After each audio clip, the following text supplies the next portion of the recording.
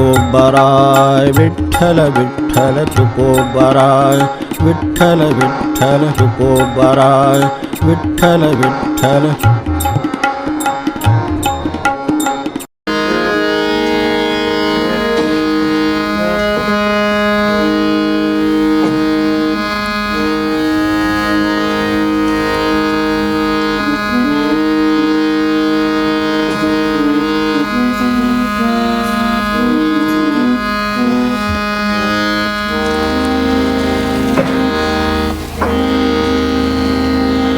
तुकोबांचं संकीर्तन 11वा.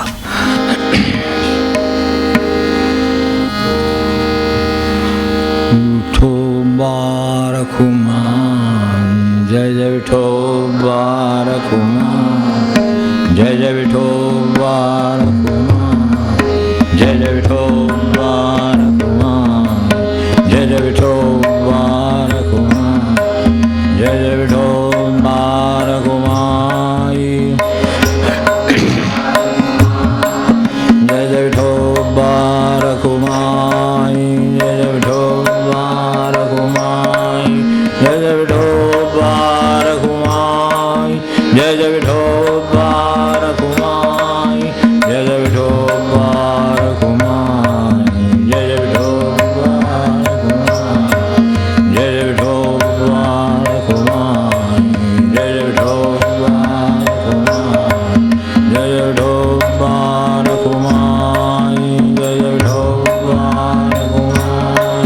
जय जय विठोबा रखुमा जय जय विठोबा रखुमा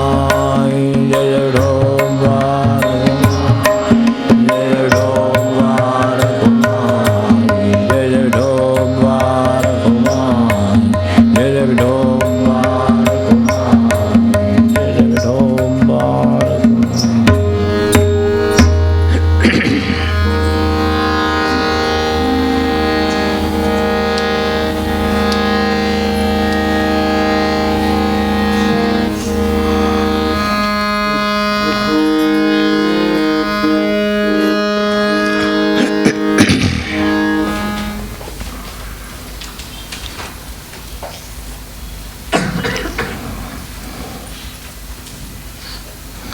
मागे एकदा आपण साधकाच्या दृष्टीनं टीकाकारांचा जो प्रश्न असतो तो बघितला. त्यांना कितपत कसं स्थान द्यावं, मान द्यावा, कितपत त्यावर विचार करावा, कुठली सोडून द्यावं, याविषयी सगळा विचार केला. असे अनेक जे भाग साधकाच्या वाट्याला येतात त्याच्यातला आणखीन एक महत्त्वाचा भाग येणारा म्हणजे दुर्जन. आपण सज्जन बनण्याचा प्रयत्न करा की दुर्जनांचं अस्तित्व जाणवायला लागतं. एरवी ते तसे असतातच खरं. एखादा मनुष्य निवडणुकीला उभा राहिला म्हणजे जसं प्रतिस्पर्धी कोण आहे त्याला कळतं, तोपर्यंत नाही कळतं. पण सगळे एकच, तुम्ही आम्ही सगळे एकच. पण तोपर्यंत जेव्हा हे होत नाही तोपर्यंत जेव्हा एकदा कळतं की अरे उभा राहिला तर मग आपण उभं राहणार होतो, त्यातले प्रकार होतो. तर तसे हे आपण जेव्हा सज्जनतेची वाट चालायला लागतो किंवा त्याच्यासाठी धडपड करायला लागतो, काहीतरी आपले प्रयत्न सुरू आहेत म्हटलं की तो जागा झाला, मग ते कळायला लागतं अरे हा मार्गात आपल्याला आडवा आहे, हा सज्जनतेच्या मार्गाने आपल्याला जाऊ देणार नाही. मिळणार असेलच तर मध्ये मध्ये हा काहीतरी अडथळा उभा करणार. तेव्हा हा जो दुर्जन म्हणा, खळं म्हणा, इथे दोन्ही शब्द वापरलेत, तर त्याचं काय करावं हा प्रश्न कोणालाही साधकाला पडण्यासारखा आहे. कारण त्याची वाट सच्ची आहे आणि ती भगवंताकडे जाते. आता या वाटेत हे सगळं आपल्याला सहन करतच तिथेपर्यंत जायला लागेल. तेव्हा तुकोबांनी त्याच्यावरती अगदी बारकाईनं जी उदाहरणं दिली ती सुद्धा अगदी बारकाईची आहेत. आपण आता ते जाता आपल्या लक्षात येईलच की पहिली गोष्ट अशी की ही गोष्ट आपल्याला अपरिहार्य आहे. मी दुर्जनांपासून दूर राहीन आणि माझा प्रवास करीन नाही शक्य काय. ह्या सगळ्या जगात सगळं मिश्रण आहे आणि मी बाजूला राहीन ते काही शक्य नाही. अगदी जंगलात गेला, कुठेही गेला, काय गेला, इथं तर असलं तर प्रश्नच मिटला, पण तिकडे कुठे गेला तरीसुद्धा ते शक्य नाही. तर त्यांचं म्हणजे दोन दृष्टीने ह्या दुर्जनतेचा विचार करावा लागतो. मी फक्त सुरुवातीला ह्या देऊन ठेवतो, नंतर आपण शेवटी त्याचा विचार करू. एक दुर्जन म्हटलं म्हणजे कोणीतरी दुर्जन माणूस असं आपल्या डोळ्यासमोर येतं पटकन, की इव्हिल, काय जे इव्हिल पर्सन कोण असेल तो, आपल्या दृष्टीनं दुर्जन जो आहे तो, असा एक डोक्यात येतो पटकन. आणि दुसरं एक दुर्जन आतच आहे, त्याचंही एक लक्षात ठेवून चला म्हणजे झालं पुढे जाता जाता. म्हणजे मी आपलं ते त्यात म्हटलं नाही आहे, पण आपल्यासमोर ठेवून देतो की तोही काही काही गोष्टी करून देत नाही आपल्याला. तो जसा करून देत नाही त्याच्यापेक्षा हा पॉवरफुल आहे जास्त, कारण तो आतलाच आहे. त्यामुळं जसं राज्याला बाहेरून धोका असण्यापेक्षा आतून धोका जास्त असतो कुठल्याही, तसं हे हिचं प्रकरण आहे की आतले धोका असल्यामुळं तो आतला दुर्जनाचंही अशीच पंचायत आहे की त्याच्याही बाबतीत काही करता येत नाही आणि तो संघर्ष मोठा कठीण आहे. बाहेर जशी तलवार घेऊन लढा, काय करायचं ते करा, त्याला बाजूला ठेवा, अमकं करा, आपल्याला कोणाला बाजूला ठेवणार, त्या आतच बसून तुम्ही जाल तिथं बरोबर आहे तो. त्यामुळं तो आपल्याला जास्त धोक्याचा आहे एवढं लक्षात ठेवून पुढे गेलं तरी चालेल. आता ते काय म्हणतात तेवढं पाहूया. की त्यांचं म्हणणं असं आहे की दुर्जना सज्जन काय करेल, काय करणार सज्जनाने दुर्जनाकडनं, त्याच्या बाबतीत काय करावं. अपरिहार्य आहे तर खरं, अपरिहार्य आहे तर आपण समजून घेऊ शकतो ह्या गोष्टी. हा अभ्यासाचा कशासाठी, तर हे लोक वाट्याला येणार. आपण लोक म्हणूनच सध्या गृहीत धरून चालू, दुर्जन आपल्याला वाट्याला येणार. सज्जनतेचा तुमच्या मार्गात ते कुठेतरी अडथळे निर्माण करणार, काहीतरी तुमचं साधन बुडवणार, हे ठरलेलं आहे. विकल्प निर्माण करणार, कितीही प्रकाराने ते त्याच्यातले निर्माण करू शकतील. ते अपरिहार्य आहेत हे आधी पहिल्यांदा लक्षात घ्यावं. म्हणजे माझ्या वाट्याला असं का आणि मी एवढं चांगलं करायला जाऊन असं का वगैरे असलं काही नाही, ते अपरिहार्य आहेत. ते दिलेलंच आहे, फ्रीच आहे. त्याच्यावर आपण जे काही वस्तू घेतली त्याच्यावर जशी फ्री वस्तू ते घ्याच म्हणतात, तसं ती फ्री वस्तू आहे त्याच्यावरची, ती आपल्याला घ्यावीच लागेल. आपण सज्जनतेच्या मार्गाने गेलो, एक दुर्जन फ्री आहे त्याच्यावर, तर तसं आपल्याला दुर्जन फ्री आहेत बरेच आहेत, तिथे एकत्र असतं निदान. काय करणार, आपण तो साबण वापरत नाही पण फ्री देतात, मग तो वापरा. हळूहळू सवय लागली की मग वापरतोच ते पुढे, त्यांचं कारण वेगळंच आहे. पण मुळात असं आहे की नाही, तसे हे फ्री आहेत वर दिलेले, तर हे दुर्जन आपल्याला अगदी फ्री मिळतात. तेव्हा जसं एक नातं जोडलं, म्हणजे मागे जसं म्हटलं नाही एकदा, एखाद्याशी नातं जोडलं, उरलेले नातेवाईक फ्री मिळतात त्याच्यावर. आपल्याला काय ते सगळे हवे असतात असं नाही, पण आता करणार काय, पत्नी हवी म्हटल्यानंतर तिचे आई वडील वगैरे जसे काय ते वागणारे असतात, आपल्याला काय त्यातलं पसंत पडत नाही, असे फ्री, काय बोलायचंच नाही त्यांच्याबद्दल. ती येणार, राहणार, वागणार, जसे हे करणार तसं करणार. आणि असं याचंच आहे असं नाही, त्याचंही तसंच असतं. ती फक्त त्याच्याशी संबंध जोडायला आलेली आहे, पण त्याच्याबरोबर ती नणंदन ते सगळे जे काय अरे अरे नको, अगदी पण आपलं वेगळं राहूया दोघं म्हणलं तरी पुन्हा ते पाहुणे येतील, काय सांगता येत नाही. ते फ्रीच आहेत, त्यामुळे ते मिळालेलेच आहेत, ते सहन करावे लागतात. तर तसं एकंदरीत लक्षात ठेवलं तर एक अपरिहार्य आहेत असा एक मुद्दा लक्षात ठेवला म्हणजे ठीक आहे, हे असणारच. मला असं आलं, दुसऱ्याला तसं आलं असेल, तिसऱ्याला तसं आलं असेल, कारण जे 4 चांगले 4 वाईट सगळे मिळून शेवटी 10 माणसं नात्या वाटायला येणार. तर त्याच्यातली कोणाचे 8, 2, कोणाची 6, 4 हे फार तर फरक राहायचा, याच्यापेक्षा काय फार मोठा फरक राहत नाही. तेव्हा एक म्हणजे त्याच्याकडे बघण्याची दृष्टिकोन म्हणून हा अभंग या नात्याने मला असं वाटतं एक ते अपरिहार्य आहेत हे समजून जावं. दुसरं काय समजून जाता येण्यासारखं आहे की ते आता एकदा ते आहेतच म्हटल्यानंतर काहीतरी करावं असं वाटतं त्यांच्याबद्दल. म्हणजे ही एक प्रवृत्ती आहे, म्हणजे त्यांना जरा समजावून सांगावं किंवा असं करत जाऊ नका, किंवा आम्ही आता दोघं सरळपणानं काय ते ठरवतोय तर तुम्ही त्यात पडू नका, अशा भाषेत काय जे असेल ना, किंवा असे काय म्हणजे लावून देणं थोडक्यात, म्हणजे असलं काय करू नका थोडक्यात, असं इतकं काही कोणी डायरेक्ट म्हणत नाही कोणी कोणाला, पण तरीसुद्धा आमच्यात काय लावून देऊ नका, म्हणजे आपलं तुमचं चालू दे, आमचं चालू दे, असं भाषेत मनुष्य बोलतो. पण ते जे काय असेल ना, तर ते असं काहीतरी करावं, किंवा त्यांच्या ठिकाणी समजा एक अशा तऱ्हेची काय एखादा बडबड आहे समजा, तर मग चांगलं असतं. आपण त्याला म्हणतो की खूपच आपली शक्ती वाया जाते वगैरे, असं बाजून काहीतरी करावं असं वाटतं त्यांच्याबद्दल. खूप अगदी बडबडा मनुष्य. आता थोडंच आपण डायरेक्ट त्याच्याबरोबर बडबडायला जाणार आहे, ते आपले चौपट तो बडबड आहे, त्यामुळे आपण काय त्याच्या नादाला लागायला जात नाही. पण निदान असं म्हणतो एक काहीतरी त्याचं करावं. अगदी सर्जन आणि दुर्जन असा जरी प्रश्न घेतला तरी सुद्धा आपल्याला एक त्याला सांगावं वाटतं की अरे सज्जनतेची वाट आहे, ही चांगली आहे, तर तू ही वाट चुकाळ, त्या वाटेला जाऊ नको, ह्यानी तुझं नुकसान होणार आहे. हे दिसतं, आपली खऱ्या अर्थाने म्हणतो की मनापासून दिसतं, पण त्याला सांगावं असं जे वाटतं ना, तिथं आपल्याला काहीतरी अडचण आहे. कारण तिथे त्यांचं म्हणणं तेच आहे की भावधरा धरी तया सारील पाषाण, पण दुर्जना सज्जन काय करी.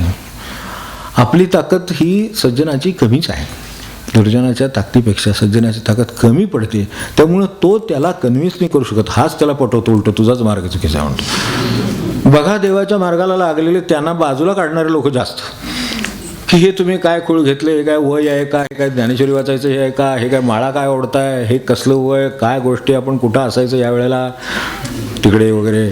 आणि मग ते कुठे तुम्ही हे माळा घेऊन काय ह्याच्यात काय फिरताय, देवघरात काय फिरताय, ह्याच्यात काय फिरताय, असं ते करणारे लोक आपल्याला जास्त भेटतात. आणि त्यांना ते सगळं अगदी आपलं चाललं ते इन ऑर्डर आहे. आणि हे जे काय सगळं आपलं ते बिघडलेलं आहे, ज्ञानेश्वरी घेतली मी बिघडलेलं आहे, कथा कादंबरी वाचायचं हे वय, सिनेमा बघायचं, सिरियल बघायचं वय, आणि तुम्ही काय चालवलं आहे असं म्हणणारे लोक जास्त भेटतात. वा वा ज्ञानेश्वरी वाटताय, कुठली परत वाचता, माझ्याकडे अशी आहे, तुम्हाला देऊ का वगैरे असं म्हणणं किती लोक भेटले आपल्याला. 2 भेटले खूप झाले. बघा आपण म्हणजे त्यांचं बळ या अर्थाने जास्त असतं. काळ सगळं अनुकूलच आहे की होतं ना, कलियुगात काय काळ अनुकूल आहे ह्या सगळ्या गोष्टी ना. त्यामुळे हे लोक त्या बाजूचे जास्त आहेत. त्यामुळे त्यांचं काहीतरी करावं आणि त्यांच्यात अनुकूल काहीतरी बदल घडवून आणावा असं आपल्याला वाटतं. पण शक्य असेल तर ते आपल्या मनाला आवर घालून करू नये चांगलं. कारण होण्याचं काय आहे, कदाचित महाराज म्हणले तसं, ज्याची श्रद्धा नाही आहे ना त्याच्याशी वाद घालत जाऊ नये. महाराज अगदी सोपं म्हणले, ज्याची श्रद्धा नाही त्याच्याशी वाद घालत जाऊ नये. कारण वादात कमी पडलो तर आपलाच देव खोटा ठरून आपली अश्रद्धा होईल. म्हणले त्याचं काय व्हायचं ते झालेलंच आहे आधीच, तिथं माझंही नुकसान होईल. त्यापेक्षा आपलं त्याचं त्याला चालू दे. आता तो जर विचारायला आपण होऊन आला की बाबा तुमचं हे चांगलं आहे आणि हे तुमचा मार्ग चांगला आहे, तुम्ही समाधानात असता, किती तुमच्यावर प्रसंग आले तरी सुद्धा तुम्ही अत्यंत शांत आहात, तर ही केवढी गोष्ट आहे असं जर तो विचाराला तुम्हाला कशी साधली, हां मग ठीक आहे, मग खात्री करून घ्यावी. 2 शब्द सांगितले तर उपयोग होईल. पण जर त्याला त्याची उत्सुकता नसेल तर ते महाराज आपले बेडकर महाराज म्हणले तसं, ते भूक नसली जेवढा होऊन जाईल अन्नाचं.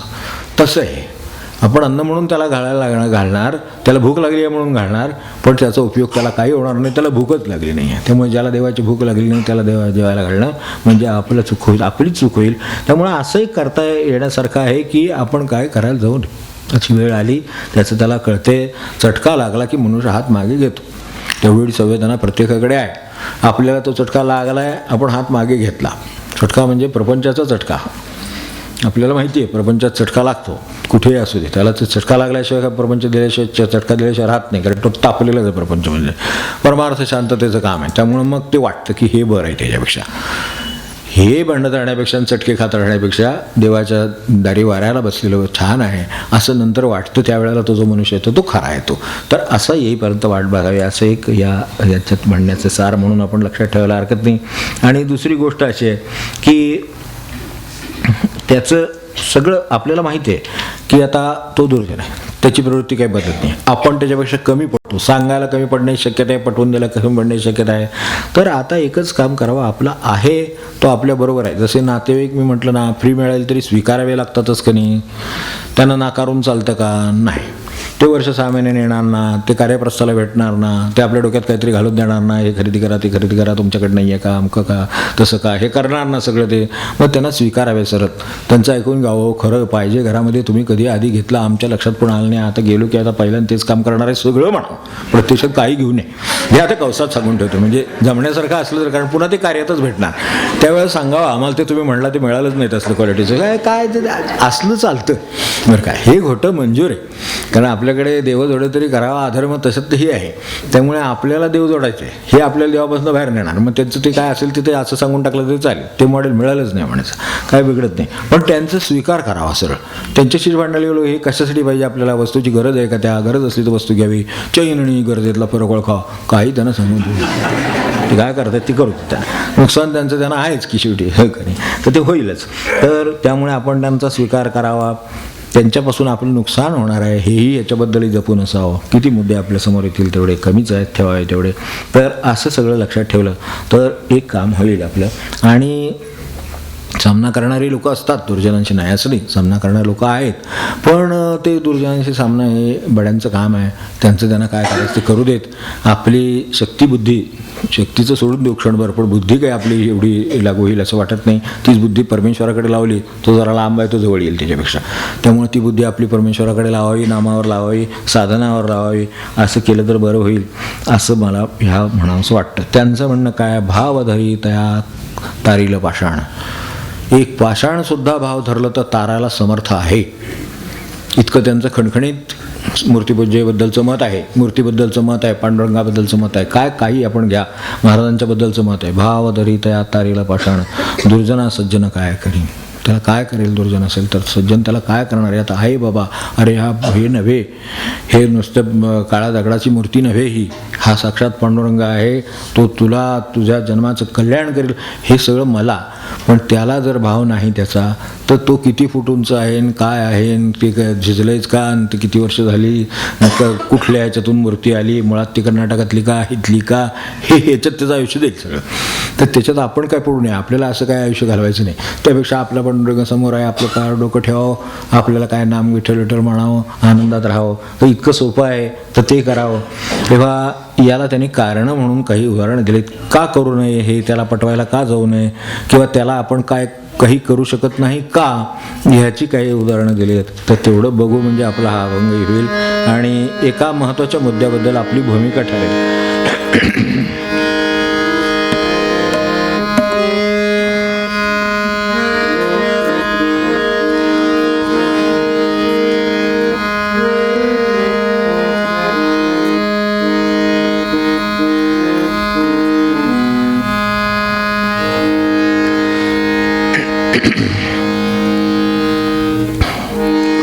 भावधरित या तारील पाषाण, भावधरित या तारील पाषाण, दुर्जना सज्जन काय करी, दुर्जना सज्जन काय करी. भावधरित या तारील पाषाण, भावधरित या तारील पाषाण, दुर्जना सज्जन भाव धरी, दुर्जना सज्जन काय करी. भावधरित या तारील पाषाण, भावधरित या तारील पाषाण, असं त्यांचं मूळ म्हणणं आहे. म्हणताना त्यांनी एक 4 उदाहरणं दिली. प्रत्येकाचं काहीतरी वैशिष्ट्य आहे. वाटतं असं की हे सगळं दुर्जन आणि सज्जनांचे एक दृष्टांत आहेत, पण लक्षात ठेवायला हरकत नाही, काढायला तर काही सोपेच आहेत.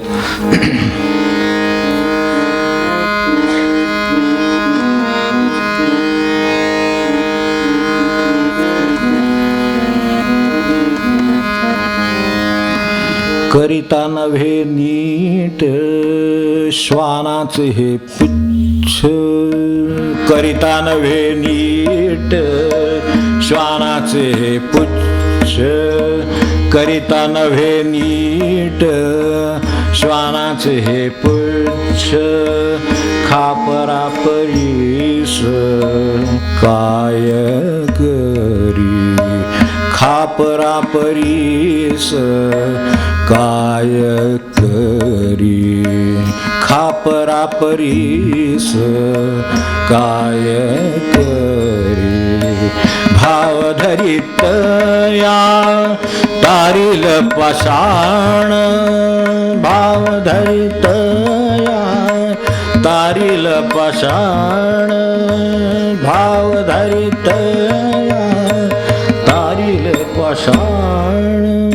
श्वानाचं हे पुच्छ, इलाज नाही की किती वेळ जरी तुम्ही ते त्यात ठेवलं तरी काही नळीत ठेवून त्याचा उपयोग होत नाही. बाहेर काढा, असं आहे तसं वाकडं राहतं. तसा सज्जनाचा वाकडा स्वभाव हा आहे तसाच परत राहतो. आपल्या परीनं प्रयत्न करणं म्हणजे हे श्रद्धेचं, त्या गुरूंचं किंवा काय असेल ते आपल्या दैवताचं, महात्म्याचं, आपल्या हिताचं, ह्या सगळ्याचं महत्त्व सांगणं म्हणजे हे सगळं त्या नळीत ते घालून ठेवण्यासारखं आहे. सगळ्या बाजूनी प्रयत्न करा, काही त्याचा उपयोग होत नाही. पुन्हा ते काढले की परत आहे तसं. हे जे वाईट पण त्याच्या अंगी आहे ते अशा तऱ्हेनं जाण्यासारखं नाही, म्हणून हे दृष्टांत दिले. आपण लक्षात ठेवा, हे श्वानाचा पुच्छ आहे, पण किती काळ घालून ठेवलं होतं त्यात याच्यावर अवलंबून नाही, ते जाणार तसंच राहणार. तेव्हा एवढं जरी लक्षात ठेवलं तरी आपला जो त्याच्यावर वेळ आहे, आपल्या मनात जी त्याबद्दल खंत आहे, आपल्या मनात जे असं काय ह्याबद्दल जे शंका येते, तर तसं वाटायचं कारण नाही. ते श्वानाचं पुच्छ आहे. तेव्हा दुष्टत्वाचा जो आकार त्याला आलेला आहे दुर्जनतेचा आकार जो आलेला आहे तो जाण्यासारखा नाही. तो कदाचित संगतीनं आला असेल, कदाचित बेसावतपणामुळे आला असेल, जन्मतः असेल, काय असेल ते असेल, पण ते जात नाही एवढं खरं. तेव्हा ते अनेक प्रकारे हे जे आत्ता म्हटलं आहे की श्वानाचे हे पुच्छ, तर दुर्जनत्वाचा आकार हा किती प्रकारे व्यक्त होतो. तो एक तुम्हालाच त्रास देतो असं नाही, तो सर्वसाधारण त्रास देणाराच घटक आहे. जसं एखादं काटेरी हेच आहे, जोडूपच आहे एखादा, कोणीही गेला तरी त्याला लागेलच ते काही ह्याला लागेल त्याला लागेल नाही असं नाही, कोणी गेला तरी त्याला लागतं. आपण बाभळीचा बघतो, एवढीशी जर हे पडलेलं असलं काडी तर जो जवळून जाईल तर त्याचं वस्त्राला लागलं तरी ते फाडून काढेल, इतकं ते त्या दुर्जनाची अवस्था आहे. त्यामुळं याच्या संगतीत न येणं हे त्यातल्या त्यात चांगलं. दुसऱ्याचं कोणाचं चांगलं झालं, घर झालं, मुलबाळ झालं, लग्न झालं, काय गुरुकृपा झाली तरीसुद्धा त्याच्यावरून सुद्धा त्याला अस्वस्थता येईल, इतकी दुर्जनत्व भिनलेलं असतं. तेव्हा हे दुर्जनत्वाचं एक प्रकार झाला. म्हणजे हे काहीही चांगलं झालं तरी नाही होत त्याला. मागे आपल्याला महाराजांचे आता लक्षात असेलच की ते नजर त्याच्यातली ती वाईट होती, ती दुर्जनत्वाची नजर आहे ती, म्हणून ती अंगभूतच आहे, म्हणजे वाईटच आहे ती. म्हणजे ही चर्चा चालली होती आणि ते ग्रस्त आले बघा, आणि ती मूर्ती बनवण्यासाठी दगड आणला होता, तो अखंड दगड आणला होता, आणि ते तिकडनं आले तेव्हा लोक दबकले पटकन. लोक तोच विषय सांगत होते की काही यांच्या नजरेला पडायची सोय नाही, की काहीतरी होतं, बिघडतं काहीतरी, असं आहे, असं होतं. काही वेळेला इतकं वाईट ते आत भिनलेलं असतं, एखादं विष भिनावं तसं भिनलेलं असतं की ते नाही कल्पना येत आपल्याला, आणि घडलेली गोष्ट आहे म्हणून आपल्याला ती मान्य भाग आहे. तर ते ग्रस्त आले आणि ते फक्त त्यांनी तो दगड जो मूर्ती करण्यासाठी आणला होता तो बघितला, आणि बघितल्यावर काय छान दगड आहे म्हणले, एक संद, आणि त्याला चिर गेली सगळ्यांच्या समोर. महाराज स्वतः उभे, बाजूची माणसं बघणारे उभी, त्या दगडाला चिर गेली. तेव्हा हे म्हणले, मग लोक म्हणले, मग त्यांना पुढे मग त्याचं आपल्या कथा माहिती आहे, तर ते म्हणले काय नाही, हे त्याच्या नशिबात आहे, ते तितकं म्हणजे वाईट इतकं साठलेलं आहे संगतीनी, त्यांच्या कृतीनी, पूर्वजन्मीच्या ह्या सगळ्या संग्रहाने, ते इतकं वाईट आहे की ते जोपर्यंत नष्ट होत नाही त्यातलं तोपर्यंत हे वृत्तीचा परिणाम असंच होणार. तेव्हा ह्या दृष्टीनं हे अशा कॅटेगरीतले लोक आहेत. तर ह्यातल्यातला क्रम काय आहे, ही उदाहरणं देण्यामध्ये असा का क्रम आहे तो आपण बघू. खापरा परीस काय करी, म्हणजे महाराजांनी त्याच्यावर पर्याय पण सांगितला आहे. असं जर समजा हे लागतच असेल तर काय करावं, त्याच्याविषयी त्यांना शुद्धीकरणासाठी जसं एखादा जप असतो, एखादं अनुष्ठान असतं, अंतर्गत शुद्धी आहे ती, तर ती आत कुठेतरी ते खराब आहे. त्यामुळं ते बघितलं की हे चांगलं आहे असं त्यांनी म्हटलं की ते खराब झालंच म्हणून समजायचं. तर तसं आपण दृष्टी लागली म्हणतो ना, तसं आहे ते. तर तसं जर आपलं होऊ नये असं वाटत असेल तर अंतरंग शुद्ध व्हायला पाहिजे. तो अशुद्ध चित्ताचा परिणाम आहे. तर तो अशुद्ध चित्त आहे, त्याचं शुद्ध झालं तर हे बदलू शकेल असं महाराजांचं म्हणणं. आता हे बदलणं एक कठीण काम आहे, कारण खूप आतल्या गोष्टीला आपण हात घातला, कदाचित या जन्माची असेल, कदाचित आधीची असेल, इतकी जर ती सूक्ष्म असेल तर ती आपल्याला काढायलाही तितकेच परिणामकारक काय काम करायचं ते करावं लागेल. पण महाराज म्हणले त्याच्यामध्ये हे आहे की हे मूर्तीचं दगडाचं जसं झालं तसं होतं, माणसांना सुद्धा त्याचा त्रास होतो. तर हे सगळं आपण लक्षात ठेवावं. तर हे जरी असं असलं तरी एक हे उदाहरण झालं एका प्रकारचं. दुसरं म्हणलं खापरा परीस काय करी, हे खापरच आहे. आपण पूर्वीच्या काळात ही खापरं जास्त प्रसिद्ध होती. मातीच्या भांड्याचा कुठलाही एखादा तुकडा घ्या, एखादं हे मडकं फुटलं तर ते खापर राहतं, किंवा खापर हा एक पदार्थही आहे, दुसरा स्वतंत्र वस्तू पण आहे. तर खापर आहे, तर खापर परीस मस्त परीस आहे. अगदी याला लावला, धातूला लावला की सोनं झालं, पण सोनं झालं तरी खापराला लावून काहीही होत नाही त्याचं. म्हणून सज्जनाच्या संगतीनं अशा बाबतीतल्या दुर्जनाच्यावर काही परिणाम होत नाही जो खापरासारखाच आहे. मुळात त्याची कॉन्स्टिट्यूशन असते, अंगभूतच ते खापर आहे. तर तिथे वरच्यात एखाद्या वेळेला बदलेल, अंतःशुद्धीची शक्यता आहे, पण खापराची शुद्धी काय करणार, कोण करणार आणि कशी करणार ती. तर ती खापराची शुद्धी होऊन त्याचा धातू व्हायचा किंवा लोखंड व्हायचं म्हणजे केवढा मोठा प्रवास आहे. एक मातीचं भाजलेलं खापर आपल्याला माहिती आहे, तर त्याला जर हा परीस लागला, हा सज्जन त्याच्या संगतीत आला तर त्याचं होईल कल्याण, पण ते त्या खापराचं धातू होणे इतपत कष्ट त्याला घ्यायला पाहिजेत. तर हे आता कोण घेणार, कसं होणार, म्हणजे हे अंगभूत आहे. आणि ज्या अर्थाने हे बदलणं बाकीचं शक्य आहे त्या अर्थाने हे बदलणं शक्य नाही, कारण ते मुळातच त्याची कॉन्स्टिट्यूशन, त्याचं रचनाच तशी आहे. त्यामुळं हे खूपच अशक्य गोष्ट आहे की खापराचं याच्यात रूपांतर करणं एखाद्या धातूमध्ये की ज्याच्यामुळे पैस लावल्यावर त्याचं सोनं होईल, तर ही गोष्ट अवघड आहे. तर ह्या दृष्टीनं ते पुन्हा काय करावं लागेल, तर त्याला ह्याची ओढ लागावी लागेल, सज्जनतेचं महत्त्व पटावं लागेल, नंतर त्या दृष्टीनं त्यांना काहीतरी करावं लागेल, काही सोसावं लागेल, म्हणजे त्याग आहे सगळं त्यातून जावं लागेल, तेव्हा कधीतरी ते काहीतरी परिवर्तन होईल. कदाचित जन्म म्हणू आपण त्याला आपल्या भाषेमध्ये, कदाचित त्या पुनर्जन्मामध्ये कदाचित त्याचं धातू होईल आणि धातूला तो परिस लागला की सोनं होऊन जाईल. हे शक्य आहे, पण किती अवघड आहे याची कल्पना आली तर हे 2 उदाहरणं दिलेली असली तरी ती वेगवेगळी इथे लक्षात येईल की श्वानाचे पुच्छ आहे, मगाशी म्हटलं ते आणि हे ह्याच्यामध्ये फरक आहे. दोन्ही उदाहरणं सारखीच वाटली, हे अवघड आहे असं सांगण्यासाठीच वाटली, तरीसुद्धा त्या 2 मध्ये फरक आहे. श्वानाचं पुच्छ आहे, समजा वाकडा आहे, आपण घातलं त्यात होत नाही, कष्टाने घासून का होईना, वर्षानुवर्ष का होईना, अनेक वर्ष यात राहिल्यावर कधीतरी सरावाने अगदी नाईलाज झाला म्हणून का होईना कुठेतरी तोंडात गुणगुणायला तरी निदान तुकोबाचा अभंग राहील, कुठेतरी गुणगुणला जाईल, चालेल, एवढं शक्य आहे. म्हणजे इतपत शक्य आहे. इथे खापराचं हे होणं अवघड आहे, धातू होणं अवघड आहे. हे त्यात काहीतरी शक्यता आहे. आता काहीतरी शक्यता म्हणजे दुसरी काय आहे ती आपल्याला सांगतो. समजा शेपूटच वाकडा आहे ना, शेपूट कापून टाकलं समजा, गुरु एखादा भेटला तर असं असतो बरं का, असं भरतो ते उडवूनच टाकतो सर, हेच तुझं अडचण आहे ना, करून टाकू काम. कुत्र्याचं शेपूट आहे, कापून टाकला, आता कुठं आलं वाकडे म्हणून, काही नाही वाकडे म्हणून. या अर्थाने ते उदाहरण देण्यासारखं विचार केला तर उदाहरणात वाकडे पण काय नाही. म्हणजे तिथे एक वेळ शक्य आहे, इथे कठीण आहे. खापराचं सोनं करणं परिस लावायला जे होतं ते सोनं करणं कठीण आहे. त्यामुळं धातूच्या जन्माला कधी येईल, कठीण प्रवास केवढा आहे याची जाणीव ठेवावी. हे सगळं आपल्यावर रिफ्लेक्शन होण्यासाठी आपण सुद्धा विचार करून कशा उदाहरणात करून बसतो हे आपण ठरवावं. आणि ही 2 उदाहरणं जरी दिली असली तरी त्याच्यामध्ये एक कसं आहे आणि दुसऱ्यात फरक कोणता आहे हे आपल्या लक्षात आलं, आपल्यासमोर ठेवलं तरी खूप झालं. आता 3रं उदाहरण बघू. काय करील साखरेचे आळे, काय करील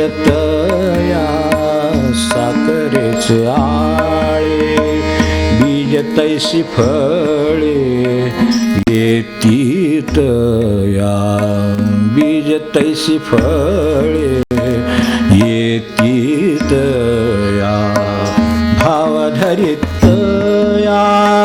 तारील पाषाण, भाव धरित तारील पाषाण, भाव धरित तारील पाषाण. काय करील तया साखरेचे आळे, बीज तैसी फळे तिथे. ते बीजच जर कडू आहे, लावलेलं बीजच जर मुळात कडू झाडाचं आहे, फळाचं आहे कडूचं, तर बाजूला किती जरी साखरेचं आळं करून जरी त्याला लावलं आणि पाणी घातलं तरी त्याचं कडूचं गोड होत नाही. ते पुन्हा येईल, ते कडूच येईल. आपल्याला अनुभव असेलच की माणसांच्या बाबतीत, इतरांच्या बाबतीत, आजूबाजूच्या पाहण्याच्या बाबतीत आपल्याला नक्की असं आढळेल, हे ना खूप चांगलं वातावरण आहे, हे आहे, ते आहे, ते आहे, तिथे आळं, ते सगळं साखरेचं ते सगळं केलं, पण साखरेचं आळं करून सुद्धा त्याचा मूळ स्वभाव जाईना, ते जसं आहे दुसरीकडे तसं ते होतं. येळकोट राहील तसं आहे ते, तर ते पंचांगा राहीना तसं त्याचं मूळ जे आहे ते काही सोडत नाही. ते शेवटी इतकं सगळी साखरेचं पाणी पिऊन सुद्धा पुन्हा ते कडूच लागतं. याला काय करावं, हे 3ऱ्या प्रकारचं उदाहरण दिलं की वाईट पण अव्यक्त आहे आणि बीजभूत आहे. आत्ता काही तिथं नाही आहे, प्रत्यक्षात बीजात वाईटपण आहे, पण ते अंगभूत आहे, बीजभूत आहे. त्यामुळे बीजाचं ज्या वेळेला फळ होईल, म्हणजे साखरेचं पाणी खाऊ ना, साखरेचं पाणी खाऊन बीजाचं फळ होईल. म्हणून अनेक घरामध्ये अशी परिस्थिती दिसते. असं का, असा आपल्याला प्रश्न पडतो. एवढे चांगले हे असं का नाही पडलं. आपण म्हणतो सूर्यापोटी शनिश्चर हो की नाही म्हणतोच ना. मग ते तसं का झालं ह्याचं उत्तर यात आहे की काय करील तया साखरेचे आळे, बीज तैसी फळे येतील येणार. त्याला आपला काय इलाज नाही. म्हणून सुरुवातीला त्याच्याकडे बघण्याचे दृष्टिकोन सांगितले की स्वीकार, जाऊ ते तसं आहेच, कारण मुळातच फळ तसं आहे, बीज तसं आहे. तर बीज जर तसं असेल म्हणून ते मुलांचा करताळी, रागीट, हावरी हे जे काय असतात ना तुझीच असतात, ते बीजच आहे त्याच्यातलं. त्यामुळे जरी आपण त्यांना किती हे सगळं वातावरण दे, हे ते दे ते दे, काय उपयोग होत नाही. कुठेतरी एखादा अपवाद निघतो, पण बाकीचं सगळं असं आहे. त्यामुळं ह्या वरवरच्या उपचाराने सुधारणा होत नाही. आणि म्हणून जे आपण काही करा, आपण काय करणार, जास्तीत जास्त संस्कार वर्गात पाठवले. काय आपल्या हातात काय, चांगली शाळा, त्याच्यासाठी काय 5पट 10पट डोनेशन, काय करणार जास्तीत जास्त, एवढंच करणार ना आपण. पण लक्षात ठेवून द्यावं आपण की जर हे बीजच जर मुळात असं असेल तर कसं फळ येणार. आपण आपलं नमस्कार करून देवाला हात जोडून ते स्वीकारावं आणि त्यानुसार काय करायचं ते आपण अभ्यास घ्याल, सगळं कराल, चांगली शाळा द्याल, डोनेशन काय वाटेल ते होईल. पण हे नाही होणार. त्यामुळं आपण सुरुवातीला जे उपाय पाहिले ते म्हणजे सज्जनाला काय दिसते खरं म्हणजे हे तर किती वाईट आहे. आपण आत्ता ह्या सगळ्या वाईटांचाच विचार करतो, जी जी उदाहरणं चालली त्याचे. भगवानसारख्या तो विठ्ठल, तो हा विठ्ठल, बरोबर काय म्हणजे काय दिसत. आणि सज्जन दुर्जन म्हणताना त्यांच्या मनामध्ये काय असेल याची कल्पना मला हे वाचता वाचता असं वाटतं की अरे गोड तुझे गोड तुझे ना, म्हणजे हे अशा आनंदात वावरणारे लोक आहेत. त्यांना दुर्जनांचं किती वाटत असेल, त्यांच्या पातळीवरून बाहेर जगाकडे पाहिल्यानंतर त्यांना काय होत असेल याची कल्पना ते काय म्हणतात त्याच्यातच येते. सदा माझे डोळा तुझी मूर्ती, रखुमाईच्या पती सोयरिया, सदा माझे डोळा जडो तुझी मूर्ती, सदा माझे डोळा जडो तुझी मूर्ती, सदा माझे डोळा जडो तुझी मूर्ती, रखुमाईच्या पती सोयरिया, रखुमाईच्या पती सोयरिया, सदा माझे डोळा जडो सदा माझे डोळा जडो तुझी मूर्ती, रखुमाईच्या पती सोयरिया, रखुमाईच्या पती सोयरिया, गोड तुझे रूप, गोड तुझे नाम, गोड तुझे रूप, गोड तुझे नाम, गोड तुझे रूप, गोड तुझे नाम, गोड तुझे रूप, गोड तुझे नाम, माझ प्रेम सर्व काळ, देई माझ प्रेम सर्व काळ, सदा माझे डोळा जडो तुझी मूर्ती, सदा माझे डोळा जडो तुझी मूर्ती, सदा माझे डोळा जडो तुझी मूर्ती. नुसतं म्हणण्यात सुद्धा आनंद आहे, पाहण्यात आनंद काय असेल.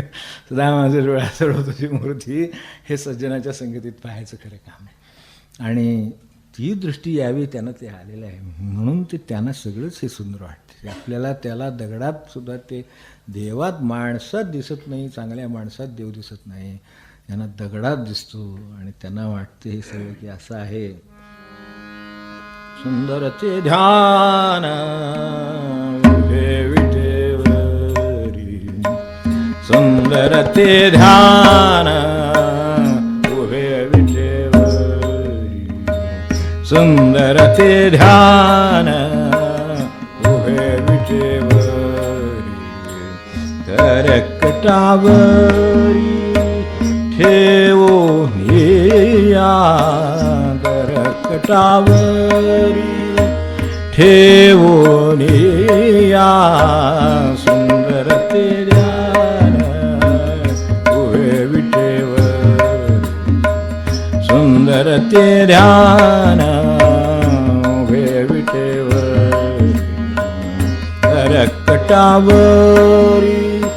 ठेवून या, करकटावरी ठेवून या, तुळशी हार गळा कसे पितांबर, तुळशी हार गळा असे पितांबर, आवडे निरंतर हेची ध्यान, आवडे निरंतर हेची ध्यान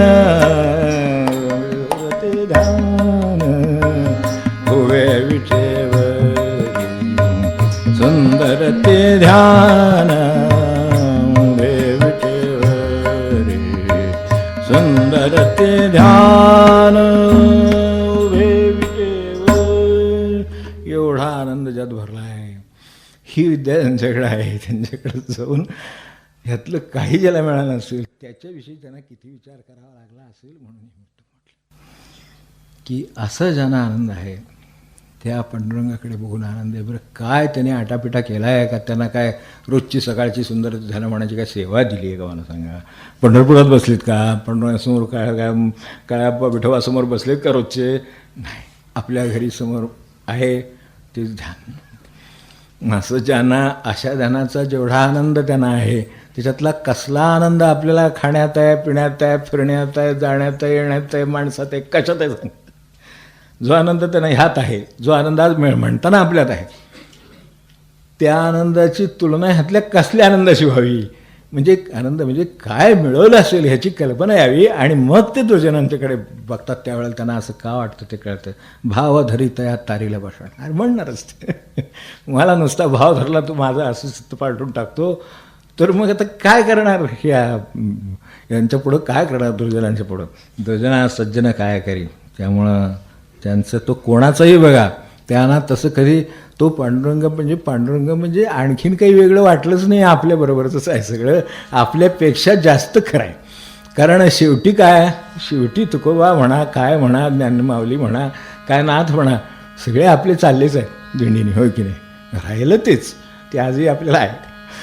तेव्हा इतकी ज्याची त्याच्याबद्दल भाव आहे म्हणून त्यांना ते तसं वाटतं. चंद्र भागे उभा कैवल्याचा गाभा चंद्र भागे काठी. उभा कैवल्याचा गाभा चंद्र भागे काठी. सावळे सगुण मूर्ती परम गोमाटी. उभा कैवल्याचा गाभा चंद्र भागे काठी. उभा कैवल्याचा गाभा चंद्र भागे काठी. हातानं कैवल्याचा गाभा आहे असं वाटतं आपल्याला. आपल्या व्यवहारात सुद्धा कोणी असा चांगला माणूस आपल्याला भेटत नाही. आणि काय सांगा, इतका भक्तीतली तफावत, सज्जन आणि दुर्जन यांच्यातली तफावत एवढी मोठी आहे. हे तुकोबांसारखे सज्जन आहेत तर त्यांना असं वाटतं. म्हणजे जसं ते महाराजांचे ते भाऊसाहेब उभे आणि ब्रह्मानंद उभे आणि महाराज उभे आपल्याला आठवत असेल तर त्यावेळेला ते म्हणले, अहो राम आहे, हो राम, प्रत्यक्ष राम आहे म्हणल्या. त्या भाऊसाहेब म्हणले, नाही आम्हाला दिसत, आम्हाला महाराजच दिसतात. हा जो फरक आहे, दोघेही भक्तच आहेत, भक्तश्रेष्ठच म्हणावं. पण त्यात सुद्धा जी ब्रह्मानंदांना दृष्टी आहे ते तीनही तिथंच आहेत. पण तरीसुद्धा एक कण तो वर आहे. त्यामुळे त्यांना तो महाराजांमुळे करतो ते रामच आहे असं वाटतं. तर ते म्हणले, महाराज राम आहे हो प्रत्यक्ष, असं म्हणाले भाऊसाहेब. भाऊसाहेब म्हणले, ती दृष्टी नाही आम्हाला महाराजच वाटतं. ठीक आहे, असं दे, त्यात कोणी कमी जास्त अशा अर्थानं नाही. पण इतकं ज्यांना ह्यात नाही वाटत त्यांना त्यात वाटतं ते मूर्तीत, म्हणून ते तसं आहे. तेव्हा आता आपलं चाललं आहे ते मूळ की करणी ती कुंडले नाना रत्नहार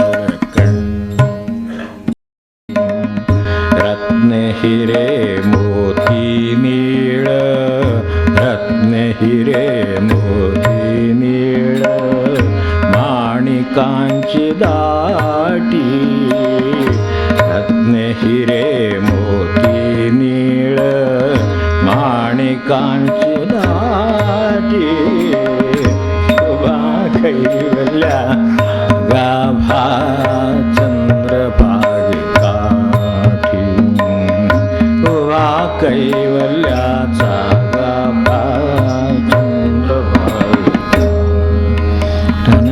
दिसते पाषाणात, आपल्याला कुठेतरी तरी निदान दिसू दे एवढी प्रार्थना आहे.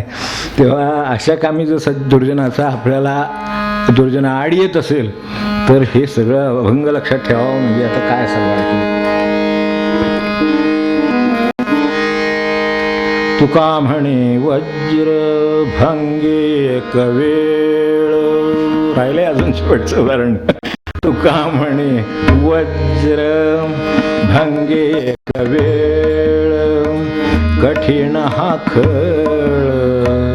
तयाहुनी, कठीण हा खळ तयाहुनी.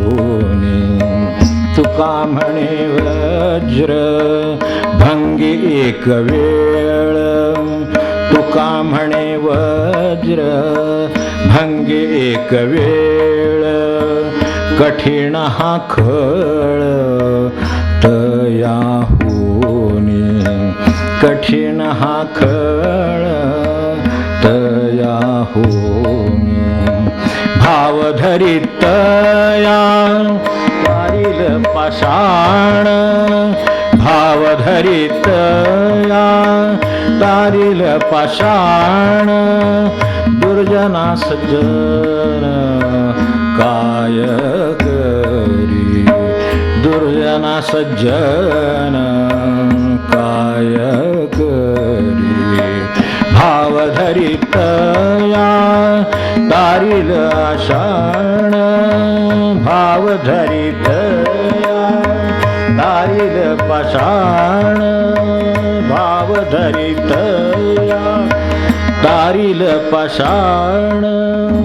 करिता नव्हे नीट श्वानास हे पुच्छ, करिता नव्हे नीट श्वानाचे हे पुच्छ, खापरा परीस काय करी, खापरा परीस काय करी. भाव धरित या तारील पाषाण, भाव धरित या तारील पाषाण. काय करील तया साखरेचे आळे, काय करील तया साखरेचे आळे. बीज तैसी फळे येतीत या, बीज तैसी फळे येतीत या. भाव धरित या तारील पाषाण, भाव धरित या तारील पाषाण.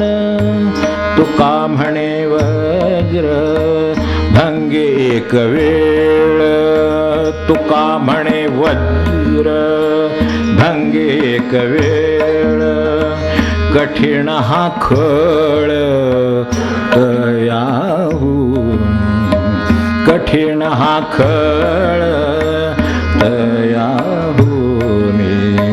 भाव धरित या तारील पाषाण, भाव धरित या तारील पाषाण.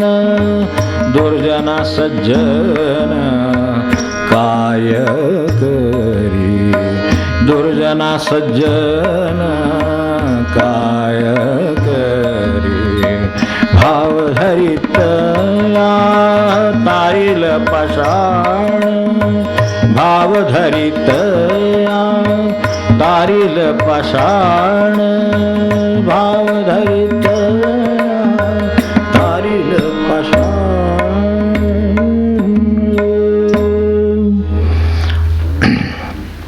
भाव काय उत्पन्न करता येत नाही, निदान विचाराने आपल्याला टेकवता आला असला तेवढा जरी वाढवता आला तरी खूप होईल. भाव धरी त्या तारीला पाषाण एवढं लक्षात ठेवलं तरी चालेल. दुसऱ्या बाजूला जिथं दुर्जनांचा त्रास आहे त्याबद्दल स्वीकारण्यापासून सहन करण्यापर्यंत सर्व काही करून आपण बाजूला राहावं हे उत्तम.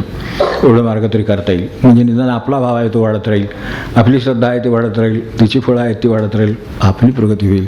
एवढं सगळं आपण लक्षात ठेवलं तरी चालेल. हे जे शेवटचं उदाहरण होतं ते एवढ्यासाठीच होतं की वज्रभंगी एक वेळ, एक वेळ वज्राचा भंग होईल. इंद्राचं वज्र आहे जे अभंग राहतं, कुठल्याही ह्याच्यावर आघात देऊ शकतं, ते इतकं ते तयार केलेलं आहे, ते सुद्धा एक वेळ भंगेल, पण कठीण हा खळ तया होणे. तर दुर्जन त्याच्यापेक्षा कठीण आहे एवढं लक्षात ठेवावं आणि आपण आपला नमस्कार करावा आणि बाजूला राहावं, हे याची भले आत्ताच्या परिस्थितीत. हे सगळं एकंदरीत आपण सारांशाने आपण घेतलं असेल असं आशा करतो.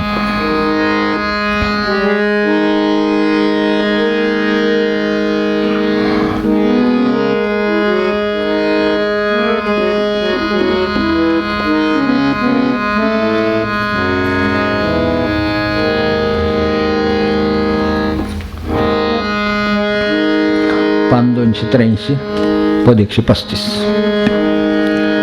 माझे चित्त सदा करा पायी स्थिर, माझे चित्त सदा करा पायी स्थिर, अखंड रघुवीर स्मरण राहो, अखंड रघुवीर स्मरण राहो.